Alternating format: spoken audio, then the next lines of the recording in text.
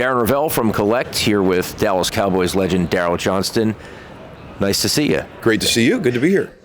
So let's first talk about the UFL. Yeah. How we doing? Just give me an overall kind of state of the game. We're doing great. We're growing up. Announced our UFL headquarters last week in Arlington. To think back to where each of our leagues were year one, and to see where we were that day when we opened that facility. It's over 110,000 square feet. It's going to house all 8 of our teams. We're trying to make the day-to-day for our players as comfortable as it can be. We're a little bit nomadic with our daily routine, and so this is going to really help us there. It's going to consolidate a lot of our personnel, our support staff. You kind of need that, given how previous alt leagues have gone. Absolutely. It all comes down to budgetary items, and do you have the cash behind you to succeed? Because it's very expensive to prop up a league and get it functioning. So, and then it also takes away some of the ownership issues where, if one team is owned by someone and then they don't know how to manage the finances, and that's on you. Yeah, exactly. The single owner entity has its pluses and has its minuses, but in this way, it's something that we feel really good about. So that's been great, just from kind of the facility and the growth, and what that has led to is a little bit more trust and belief in everybody who was doubting us a little bit, because to watch Bill Polian and the Alliance of American Football, which I was a part of, not be able to make it because of finances, COVID hit XFL first iteration in 2020. And I think there was a lot of hesitation for people to get belief in that we could sustain this league. So, doing the announcement for UFL HQ, and really for us, the players over the last 2 years that have decided to come to us. We used to have to be a little bit of a salesman when we started this journey, and convincing people to come, that we were sustainable, that we were going to be around. And now we have coaches and players calling us. And just this past year, to make a coaching change and to lose one of our really good head coaches and move on, and have Ken Wisenhunt reach out to us, who's cool. 5 seconds away from winning the Super Bowl. That validates what we're doing. And then we had 2 really, really good offensive line coaches join the family this year too. So I think we're really starting to catch people's attention and share the belief that we've always had, that spring football is not only necessary for the growth of the game, but is something that's very sustainable. What about the NFL involvement? What is the future of that? There's a really good relationship between the UFL and the NFL. Russ Brandon, multiple decades in the NFL, 20 plus years as a team president with Bills. Doug Whaley, a GM in the NFL. Russ Giglio worked at Park Avenue. Jim Pop, CFL legend. 5 Grey Cups up that way. We've got really good football people. Dave Dykman, Doug West, Anders Butel.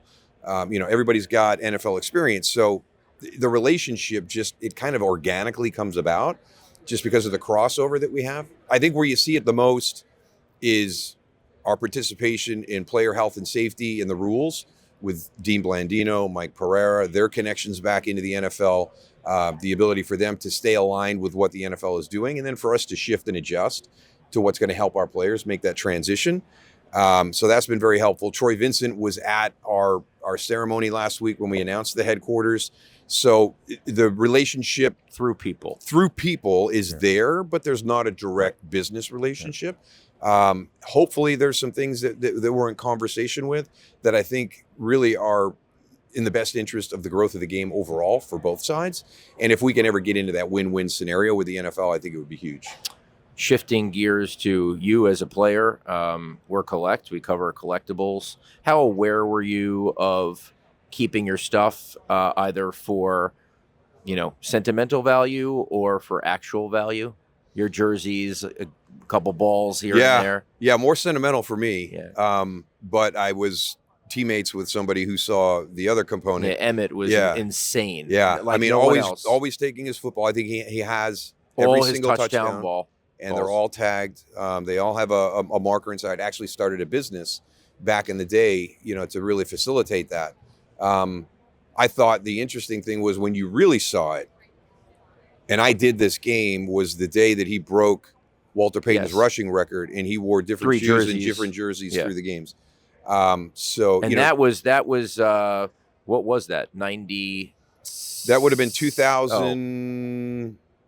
probably Yeah. 2004-ish. Oh, okay. All right. Yeah, and that was a big that was still ahead of its time. Yes. Yeah. I mean, to be forward thinking that way. I've kept all my Super Bowl jerseys, but they're all hanging on my wall. I lost the Super Bowl helmet, which still How did that happen? it was Day stolen. of? It was stolen at the Pro Bowl the following week.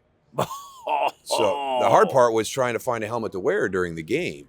But that was a Super Bowl worn helmet, and it had a massive streak on it from a collision with it. So I mean, I wanted it because of the red paint. What was the collision with who? It was, I think it was with Cornelius Bennett. Okay, that would make sense. Yeah. So that was the thing that really bothered me was I just wanted it because of the streak.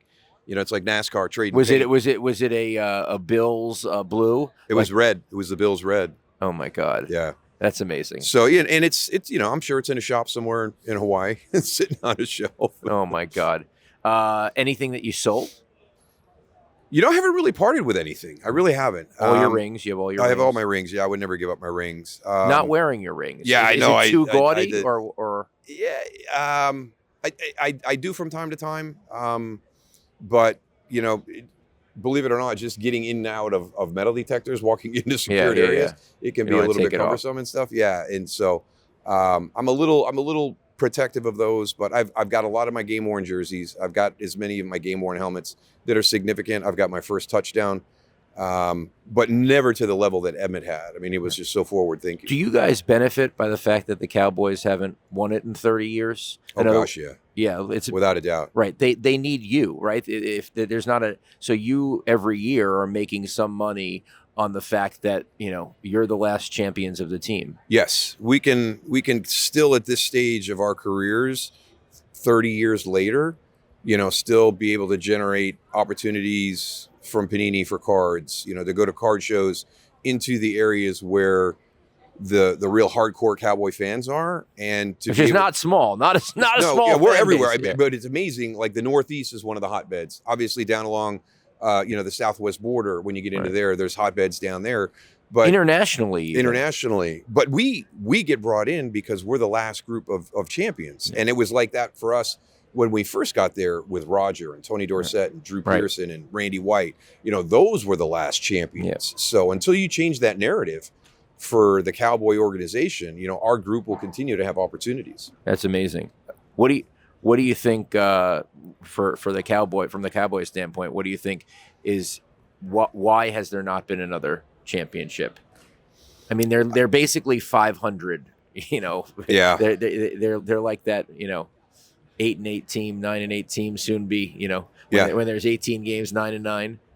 They're one of those teams that ran into the magic of Eli Manning when he played 8 of the greatest games ever at the quarterback position, because he's another one he's kind of 50-50 his whole career. Yeah, he is. But for 2 postseasons, Super Bowls, he went on an nuts. incredible run. Yeah.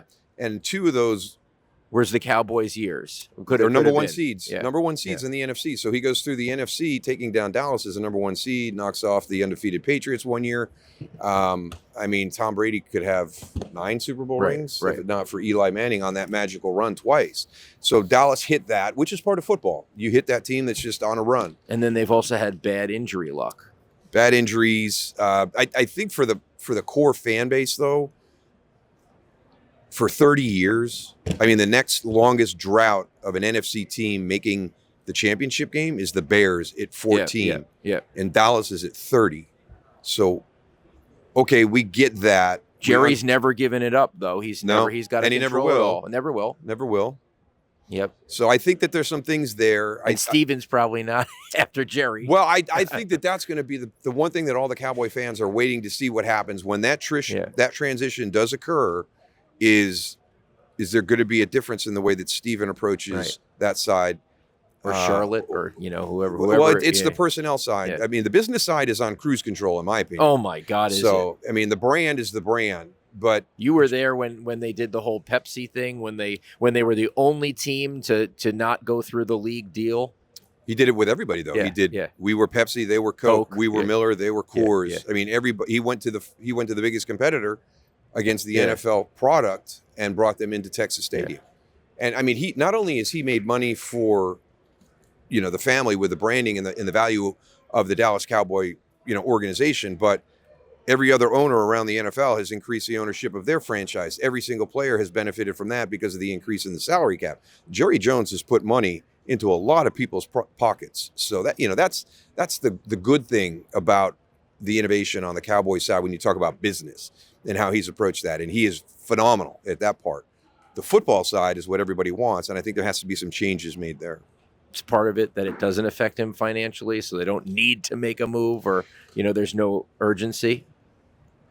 Yeah, there's a lot of people that believe that if you continue to fill that stadium, and have the frustration season after season There's after no season, penalty. but no lesson is being learned, then he's not going to change. Right.